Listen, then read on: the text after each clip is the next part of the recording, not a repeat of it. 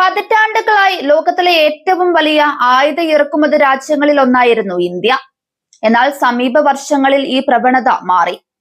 India തദ്ദേശീയമായി വികസിപ്പിച്ച പ്രതിരോധ സംവിധാനങ്ങളുടെ പ്രധാന കയറ്റുമതിക്കാരായി ക്രമേണ മാറുകയാണ്.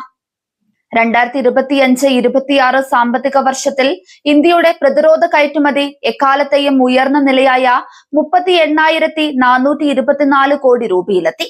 മുൻ സാമ്പത്തിക വർഷത്തേക്കാൾ 62.66% വർധനവാണിത്. ഈ മാറ്റത്തിന്റെ പ്രധാന ഭാഗമാണ് ഇന്ത്യ തദ്ദേശീയമായി വികസിപ്പിച്ച ആയുധ സംവിധാനങ്ങൾ, പ്രത്യേകിച്ച് ബ്രഹ്മോസ് മിസൈൽ.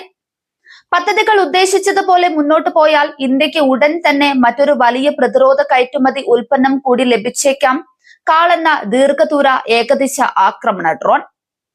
പ്രതിരോധ രംഗത്തെ സ്റ്റാർട്ടപ്പായ IG ഡിഫൻസ് ആണ് ഈ ഡ്രോൺ വികസിപ്പിച്ചത്. ഷാഹിദ് വിഭാഗത്തിലുള്ള ദീർഘദൂര ആക്രമണ ഡ്രോണായാണ് കാൾ രൂപകൽപ്പന ചെയ്തത്. ഒഡീഷ ആസ്ഥാനമായി പ്രവർത്തിക്കുന്ന IG ഡിഫൻസ് ആണ് കാൾ ഡ്രോൺ വികസിപ്പിച്ചത്. തന്ത്രപ്രധാന ലക്ഷ്യങ്ങൾക്കെതിരെ ദീർഘദൂര ആക്രമണം നടത്തുന്നതിനായിട്ടാണ് ഡ്രോണിന്റെ രൂപകൽപ്പന. ശത്രുവിന്റെ പ്രതിരോധ മേഖലയിലേക്ക് ആഴത്തിൽ കടന്നു ചെല്ലുന്ന ദൗത്യങ്ങൾക്കായാണ് ഇത് രൂപകൽപ്പന ചെയ്തത്. പ്രതിരോധ വിദഗ്ധരുടെ അഭിപ്രായത്തിൽ ഇറാന്റെ ഷാഹിദ് ഡ്രോണുകളോടും അമേരിക്കൻ നിർമ്മിത ലൂക്കാസ് ഡ്രോണുകളോടും സാമ്യമുള്ളതാണ് കാൾ ഡ്രോണിന്റെ രൂപകൽപ്പന. കാൾ ഡ്രോണിന്റെ പ്രവർത്തന പരിധി 1000 കിലോമീറ്റർ വരെയാണ്. 7 മുതൽ 8 മണിക്കൂർ വരെ തുടർച്ചയായി പറക്കാനുള്ള ശേഷിയുമുണ്ട്. വഹിക്കാവുന്ന പേലോഡ് 50 കിലോഗ്രാം വരെയാണ്. സാധാരണ പറക്കുന്ന വേഗത മണിക്കൂറിൽ 160 കിലോമീറ്റർ വരെ.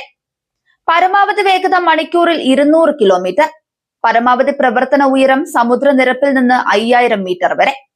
അതായത് കാൾ ഒരു ദീർഘദൂര ആക്രമണ ഡ്രോൺ ആണ്. വലിയ ദൂരത്തുള്ള തന്ത്രപ്രധാന ലക്ഷ്യങ്ങളിലേക്ക് സ്ഫോടക വസ്തുക്കളോ മറ്റ് പേലോഡുകളോ എത്തിച്ച് ആക്രമണം നടത്താൻ ഇതിന് കഴിയും. ഈ ഡ്രോണിൽ നൂതന ഗൈഡൻസ് നാവിഗേഷൻ സംവിധാനങ്ങളും സജ്ജീകരിച്ചിട്ടുണ്ടെന്ന് കമ്പനി പറയുന്നുണ്ട്. ഇതിലൂടെ ദൗത്യത്തിനിടെ ഡ്രോണിന് സ്വയം നാവിഗേഷൻ നടത്താൻ കഴിയും. കാൾ ഡ്രോണിന് ആക്രമണം നടത്തുന്നതിന് മുൻപ് ഒരു പ്രത്യേക പ്രദേശത്തിന് മുകളിലൂടെ കുറച്ചു സമയം ചുറ്റിപ്പറന്ന് ലക്ഷ്യം നിരീക്ഷിക്കാനും ആവശ്യമായ സമയത്ത് ആക്രമണം നടത്താനും കഴിയും. അടിസ്ഥാന സൗകര്യങ്ങൾ, റഡാർ കേന്ദ്രങ്ങൾ, വ്യോമ പ്രതിരോധ സംവിധാനങ്ങൾ, എളുപ്പത്തിൽ തകർക്കാവുന്ന ലക്ഷ്യങ്ങൾ, ഭാഗികമായി ശക്തിപ്പെടുത്തിയ ലക്ഷ്യങ്ങൾ തുടങ്ങിയ ലക്ഷ്യങ്ങളെ ആക്രമിക്കാൻ കാൾ ഡ്രോണിന് കഴിയും.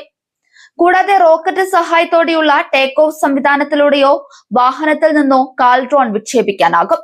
ഇതിലൂടെ ആവശ്യാനുസരണം വ്യത്യസ്ത രീതികളിൽ ഡ്രോൺ വിന്യസിക്കാൻ കൂടുതൽ സൗകര്യം ലഭിക്കും.